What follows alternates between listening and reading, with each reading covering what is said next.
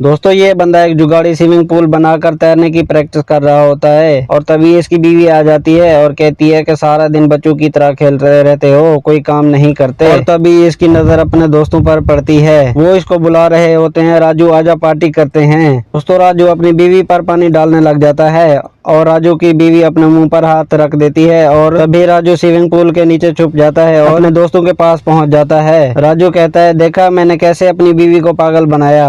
और तभी राजू की बीवी वहां पहुंच जाती है। राजू ये सोचने लग जाता है ये यहाँ कैसे पहुंची। दोस्तों राजू की बीवी राजू के जूतों पर कलर कर देती है। दोस्तों आगे राजू के साथ क्या हुआ ये देखने से पहले आप वीडियो को लाइक और चैनल को सब्सक्राइब कर दें। दोस्तों राजू की बीवी वही निशान देखकर राजू के पास पहुंच जाती है। आगे क्या हुआ अगले पार्ट में बताएंगे।